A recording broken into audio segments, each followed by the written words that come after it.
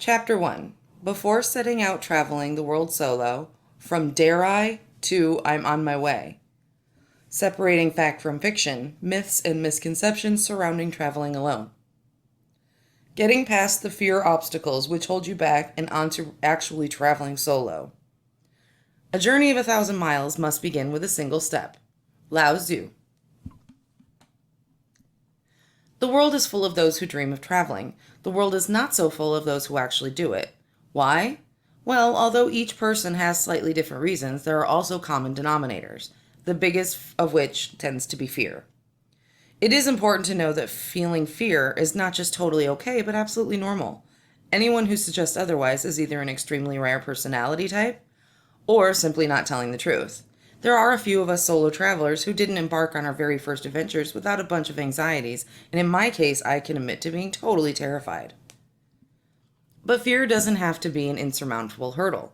With fear, to greater or lesser extents, being a very real thing for all of us before traveling alone, the only thing which separates those who do it with those who don't is getting past those worries enough to take that leap of faith. And that is where this chapter will help you, addressing those things that might be fueling your fear and showing you how to get past them. Fear tends to spring from the unknown, and where fear is traveling is concerned, most of it has no real basis in fact, but instead sprouts venomous tentacles from all kinds of myths, half-truths, and vaguely perceived monsters that don't exist. Put a name to those monsters, and many of them will disappear in front of your eyes. If you were to ask the majority of people who travel if any of their original fears turned out to have any real foundation once they got going, you would receive an almost resounding no. So, dare you do it? Of course you do, and I will show you how. Separating fact from fiction, myths, and misconceptions surrounding traveling alone. Number 1. Don't believe you have to have a lot of money to travel to exotic locations or to travel for extended periods. If you have your heart set on luxury resorts, fine dining, and travel filled with such things as helicopter rides, then yes, of course, it can cost a fortune. However, there are heaps of ways to do it cheaply, and in reality, hitting the road can actually cost less than staying at home, depending on where you live. And doing it cheaply doesn't mean having to stay in dumps, eating nothing but cheap noodles, or missing out on the fun stuff either. I've now been traveling nonstop since 2003, and my bank balance typically has less in it than almost everyone I know. There is a whole chapter of this book dedicated to keeping the cost down and many options for making the funds stretch as far as possible, and it can be a long way. Number 2, don't believe traveling alone is difficult. The main group of people who perpetuate the myth that travel is difficult is typically made up of travelers who want to make their own adventures appear intrepid and present themselves as fearless. Yes, traveling can be hard, and there are challenges that also come with it solo, which incidentally are always outweighed by the tremendous rewards in my experience.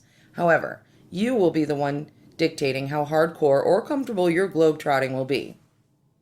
Number 3. Don't believe that you have to have a super adventurous personality type. If you decide to pack an adventurous spirit into your luggage, then all well and good, but it's not an essential prerequisite for fulfilling travel.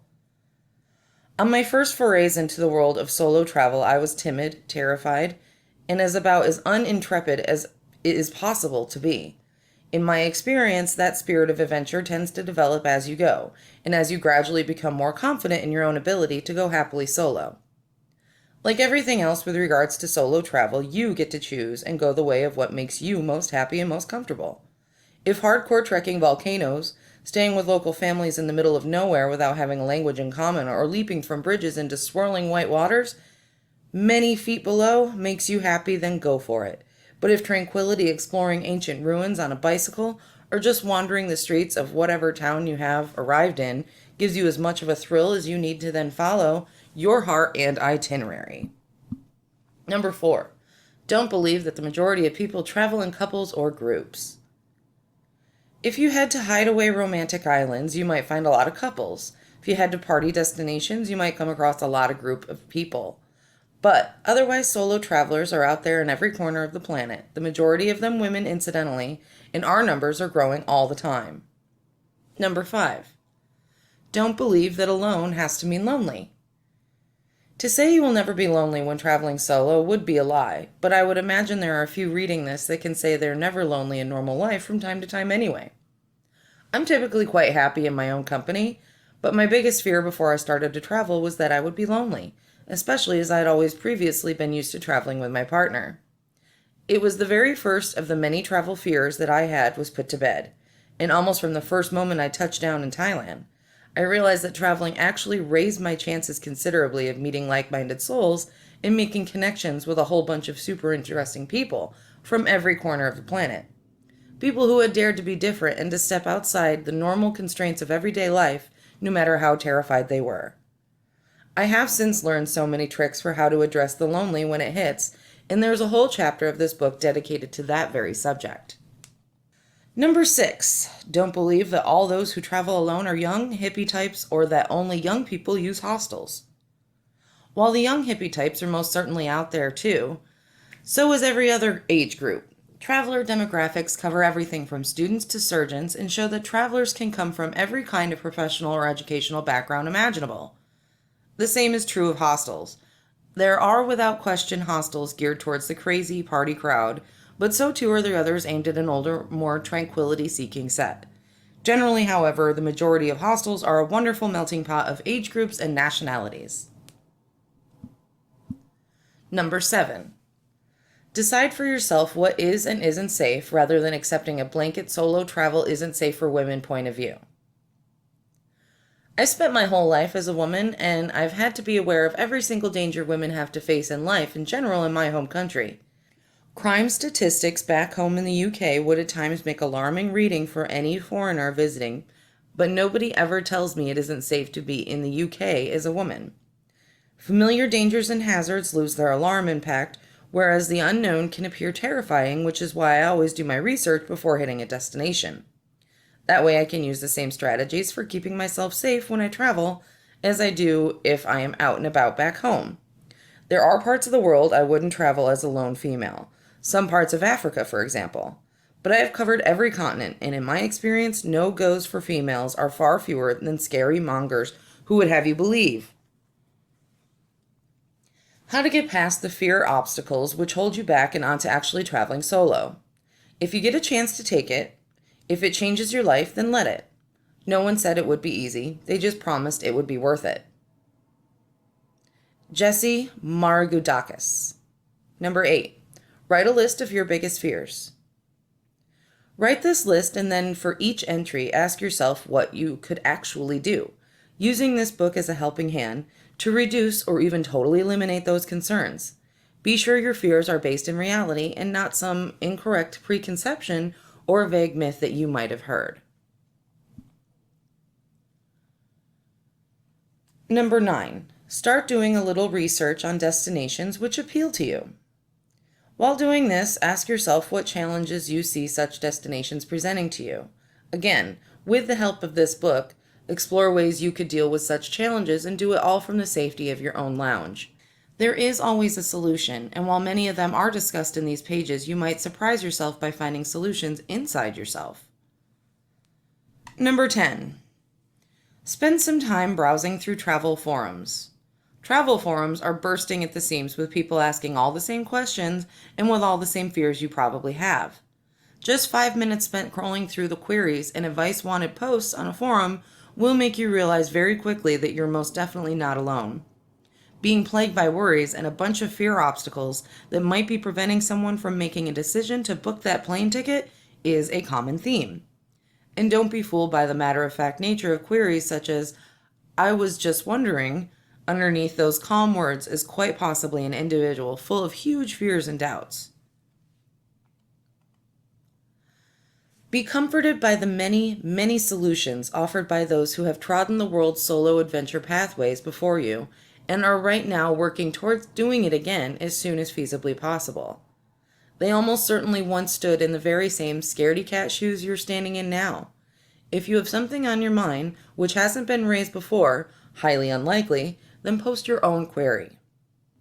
It was browsing through a travel forum, looking for potential travel companions, which made me think that final leap from, I want to travel the world solo, to actually doing it. I came across a post from an 83-year-old lady who was seeking a companion to travel through Asia with. In that moment, I thought, shame on you, girl. If she can do it, then so can you. Some other true inspiration for me came from finding later dated posts from those that were originally one of the vaguely unsure or very obviously scared. Now returned from their travels, such posts tended to use similar words along the lines of incredible, life-changing, and unforgettably special, while phrases such as not sure why I was so nervous or why did I wait so long also came up a lot. There are heaps of travel forums, and simply typing something generic like travel forum into a search engine will flood you with results. If you need a starting place, the Thorntree section at www.lonelyplanet.com is a good bet, and TripAdvisor, www.tripadvisor.com/forum home, has one too. Number 11. Decide whether language difficulties are surmountable for you. Language and communication problems will crop up again and again, but it's usually only as big a problem as you make it. Once I learned not to feel silly, embarrassed, or frustrated by failing spectacularly to get my question or needs understood, having to mime something elaborately like a clown, or being totally misunderstood, everything really fell into place. Hitting language obstacles can all be part of the fun and adventure, but I tend to find new key phrases go a long way. It's very rarely that valiant attempts to speak the local language are not met with appreciation and delight. In Thailand, for example, anything beyond hello and thank you from foreigners is so unusual that my 5 or 6 Thai phrases had the Thais in repeated raptures and claiming that I spoke Thai. More than anything else, I have learned a smile is my biggest weapon. It's universally understood and has the power to open all kinds of doors. Translation apps such as Google Translate can also come in handy. There are plenty of free ones. There are even those which will help you put past the whole non-Roman alphabet issue, such as Weigo. Use your phone camera to focus on anything in Chinese, Japanese, or Korean, and it will produce an instant translation for you. For those times when you really can't face another train impression, trying to find the station, or simply getting a little over frustrated with communication issues, simply head to wherever there is a large accumulation of tourists. Here you will always find locals who speak English. And if the whole language issue really feels insurmountable for you, pick an English-speaking destination or one which has a high percentage of English speakers. There are some which might surprise you, such as Belize in Central America, the Philippines in Southeast Asia, India. English is a common communal language here, as there are so many regional languages, Trinidad and Tobago in the Caribbean, and there are more than 23 African countries which list English as one of their official languages. Number 12. Understand that fear and excitement are opposite edges of the same sword. Just as it isn't possible to move through normal everyday life without fears and concerns, it is almost certain you will embark on your travels with at least a few fears coming along for the ride. Even after 15 years of nonstop travel, I still have little fear pangs when I'm about to hit a new destination. However, I've also learned that this whole element of fear, trepidation, and having to take something of a leap of faith is also the exact same thing which excites me and keeps me addicted to travel. The ironic thing is, almost every fear I have ever had has turned out to be an unnecessary waste of energy. In reality, it tends to be those things which have never occurred to me to be worried about which, from time to time, present me with challenges. And sometimes those things which I thought would be problems actually end up delivering something incredible. As someone with zero sense of direction, the worry about getting lost was quite a big concern for me before I traveled. And I have been lost many, many times but if I hadn't, I never would have found that hidden temple across a rickety bamboo bridge in Laos, been invited into that little thatched hut in Sri Lanka to drink some exotic juice with a local family, or met some of the amazing people who ended up playing big parts in my life. Often the road I didn't mean to take has led to my most color-rich and exciting adventures. All you need to know is that it's possible. Wolf, an Appalachian trail hiker.